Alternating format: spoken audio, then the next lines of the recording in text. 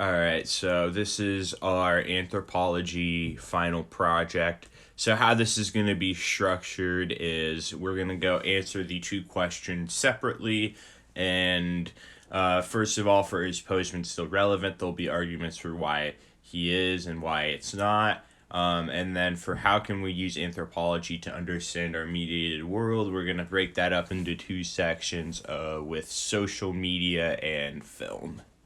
All right, so more on the first question. Does Postman's argument hold up today? Well, we say yes and no. There are some ways in which Postman's argument absolutely holds up and is possibly even more relevant today, but there are also ways in which our society and our media consumption has possibly moved beyond some of the concerns that Postman had. Focusing on a few reasons for why it is still relevant. The first is TV news. So one of Postman's major points is that TV news is more focused on entertaining and providing sensationalized stories that can sometimes sacrifice accuracy for intrigue. And today, TV news is still highly sensationalized, and as a result can lead to the spread of misinformation. And one of the big instances of this that we looked at in this class is the migrant caravan. So in 2018, a large group of Central American migrants were making their way up north towards the U.S., and this was categorized by many news networks such as Fox News as an invasion.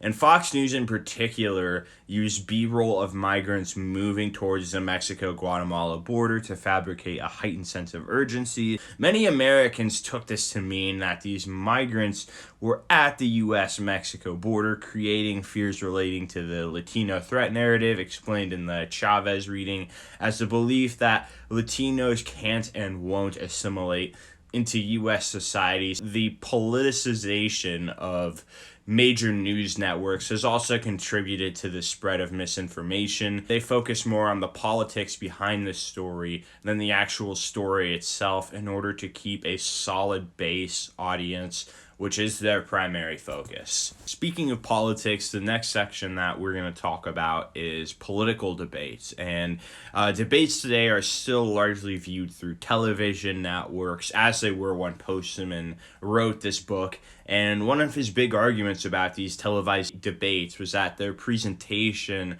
on TV led to a heightened importance placed on presentation, character, and one-liners as opposed to actual policies. And all of this still absolutely holds up today, as whenever people watch the debates, their conversation always focus around who's winning and who won the debate. Which is often determined by who has the best comebacks and quips and who presented themselves the strongest rather than who had the best policy descriptions. So here are a few clips from one of the recent Trump-Biden debates that perfectly encapsulates the increased focus on appearance provided by TV. Will you shut up, man? Listen, China ate your lunch, Joe. You're the worst president America has ever had. Hey, Come Joe, on. I'm not here to call out his lies. Everybody knows he's a liar. But you I just agree. want to Hey, make sure. Joe, you're the liar. I want to make sure. Graduated last in your class, not first in your I class. want to make Mr. sure. President, can you let him finish, sir? No, he doesn't know how to do that.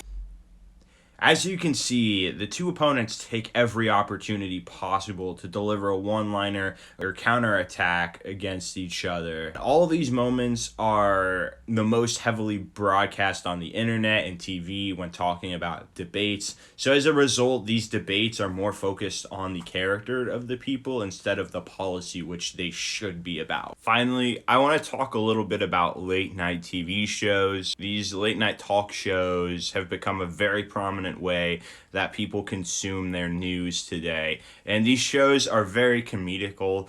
They mainly tell the news through a series of jokes, and they don't really ever spend more than a few minutes on one particular topic. And this brings to mind a quote from Postman, and that is, "Censorship is not necessary when all political discourse takes the form of a jest." And this very much applies to these shows. They're short, they're not very substantive, but they provide broad coverage of many different news stories, which is something that Postman brings up. And really, the only way they get things across is through humor. And as a result, it causes people to take them and therefore the stories they are telling less seriously. And, even though a lot of these people are very outspoken about their political beliefs, they don't really get a lot in the way of censorship. No one tells them they can't talk about certain things. They don't even really get a ton of pushback from conservatives outside of maybe a tweet or two from Trump every once in a while. So overall, these late night news shows, they kind of really tie into that Postman argument, talking about how the value of politics can sometimes be diminished when presented through a comedic means. Although aspects of Postman's argument about media and television still hold up today, there have been significant developments in the recent years that have shifted the ways our society is able to interact with the media to which we are exposed. The influence of internet on all other media platforms has made a notable impact on the ability of the consumers to actively participate in current events. We see this manifest with the Syrian civil war.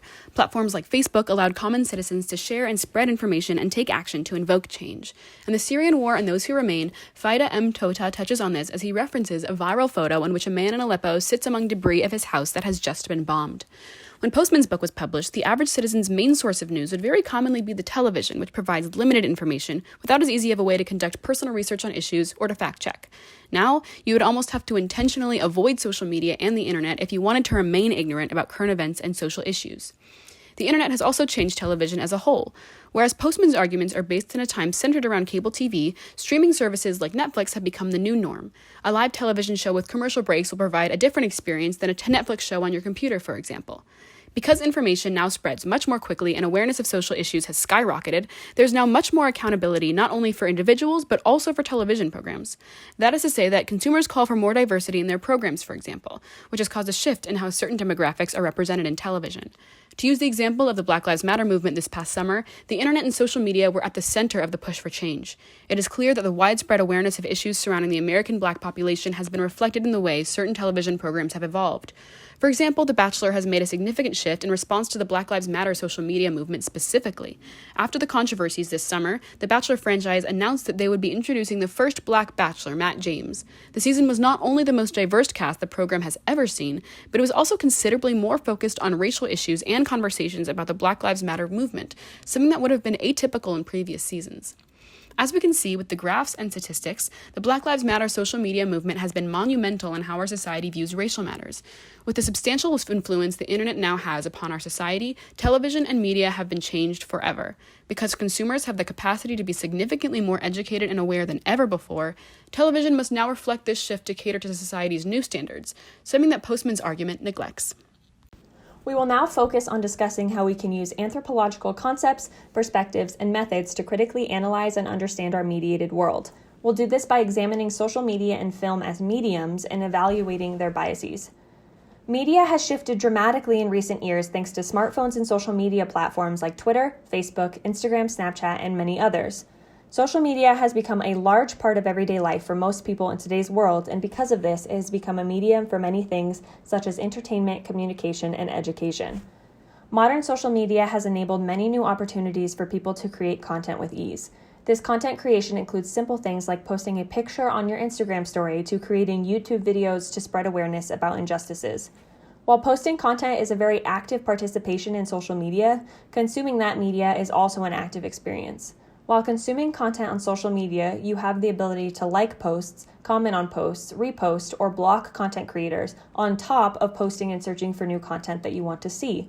Due to the extremely active nature of this media, and due to everyone having the ability to contribute to discourse, there is an endless amount of content all across the internet.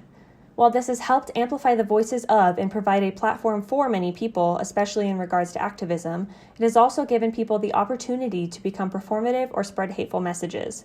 One example of social media being able to amplify voices of activism was during the Egyptian uprising in 2011. This uprising was started through a viral Facebook post, and social media was used even further to organize protests and educate on a global scale. Social media was used so widely that the government shut down the internet to try to stop the spread of information. Social media has become a massive part of activism now in the modern world, and while it has become vital to spread information, it has also bred some negatives. Because social media is so easily accessible and doesn't require people to coordinate, messages can spread quickly and gain traction in a matter of minutes. As we have discussed before, social media was used widely during the Black Lives Matter protests to spread information and resources about police brutality. Social media also allows for many communities to educate others through easily accessible and digestible content by posting graphics or short paragraphs through things like Instagram stories. This, however, has also led to people to become very obviously performative in their activism. One example of this is when people posted a black square during the Black Lives Matter protests with the hashtag Black Lives Matter on Instagram. This actually ended up clogging up vital information on the hashtag and only gave people the ability to make it seem like they had helped. Social media has also given people the opportunity to just ignore activism and unjust actions in our society by blocking people or scrolling past posts. While social media has given activism such a large voice, it has also given a voice to people who share derogatory content, allowing them to attack people. As we have seen, and as Daniel Miller states in his The Anthropology of Social Media article, while corporations may develop platforms, it is people who mainly create the content in ways that seem most appropriate to them and the societies they live in. This does not allow us to completely forget about the biases that do exist through social media as a platform. Every social media company has an algorithm that helps drive more people to view content on their platform. These algorithms help prioritize content that is tailored directly to what the viewer wants to see. This creates an echo chamber of similar ideas for many people on platforms. Because of this, it is the consumer's responsibility to sort through and fact-check every piece of media that they come across and to seek out pieces of content that they wouldn't normally. We'll spend the rest of our presentation examining another important medium, which is film. Film and television are two related but distinct forms of media, and it's important to understand the different biases they have. Television is a broadcast medium. At any given time, there are many channels available to a viewer. And as Postman pointed out, TV shows naturally try to maximize viewership through short segments and sensational or entertaining content, so as to not bore the viewer into switching channels. Postman's argument addressed the medium of TV and its biases, but film is a bit different. Films are screened rather than broadcast. The audience has the option to stop watching, but generally they are committing to watching the entire film. Thus, the filmmaker has up to a few hours of potentially undivided attention. This is very different from TV, where programs are short and decontextualized.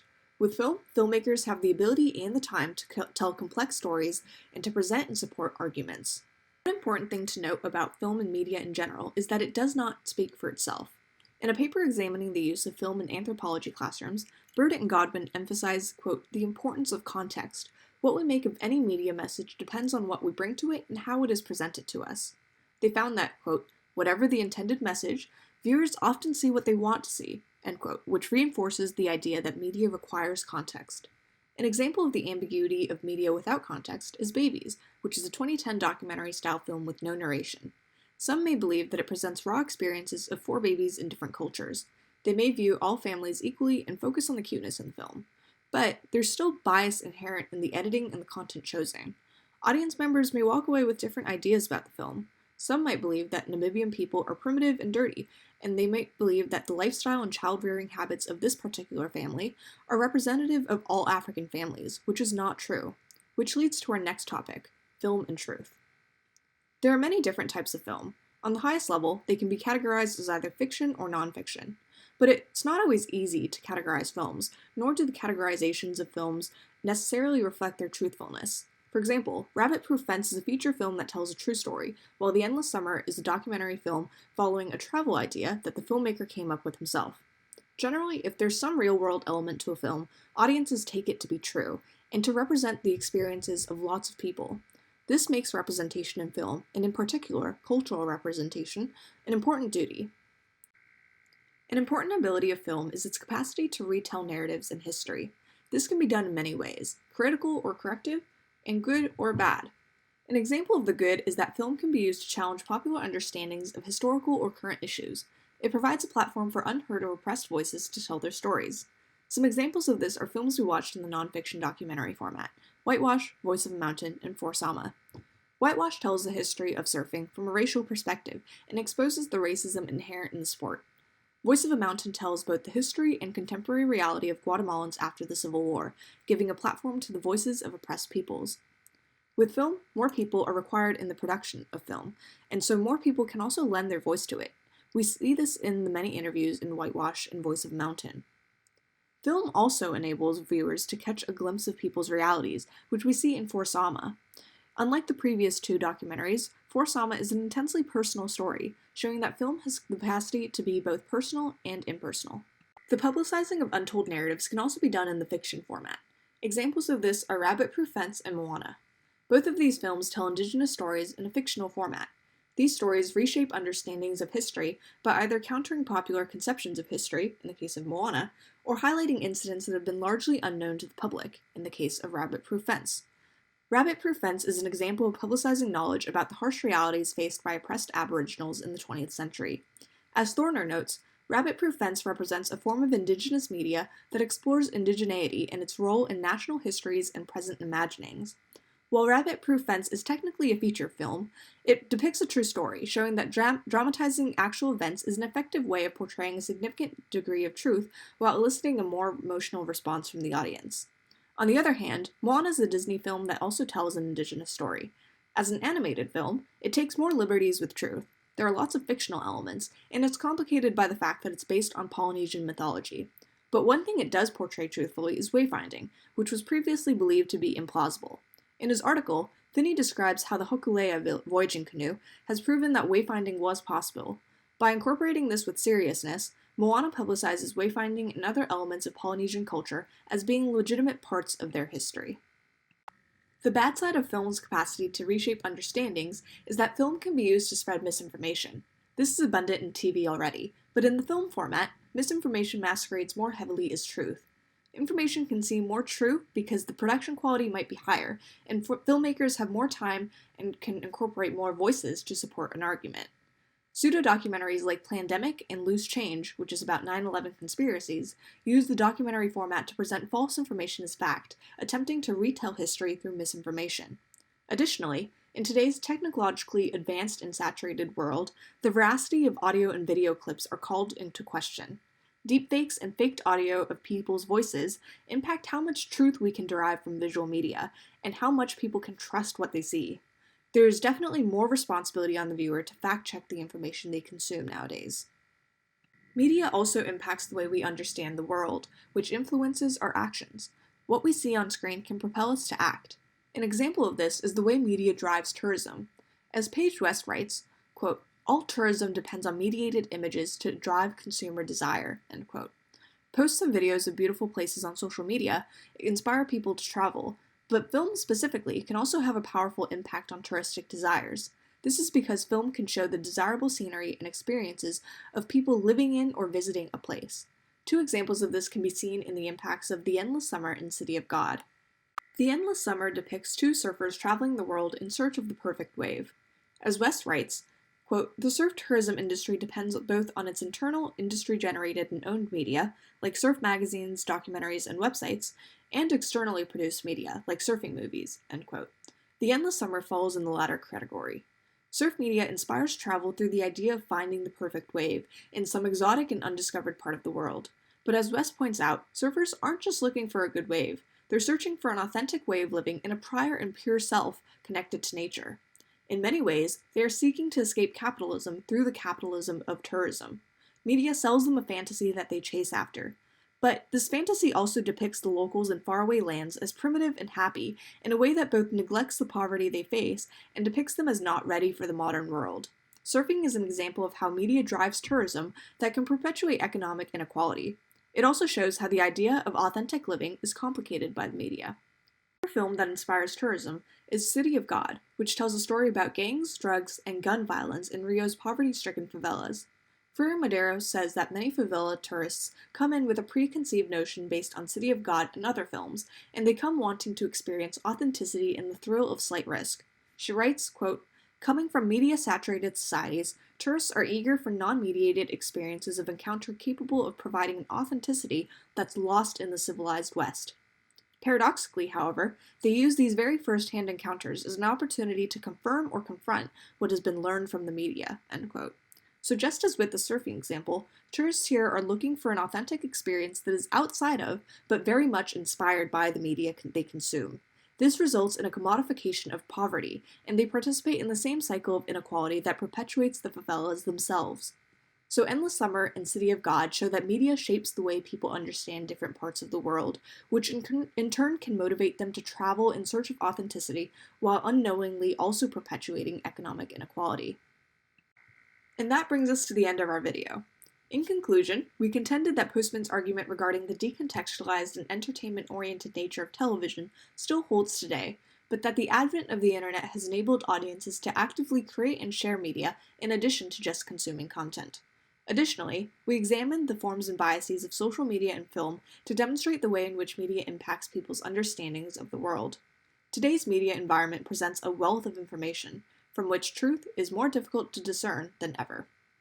Here are our works cited, and thank you for watching.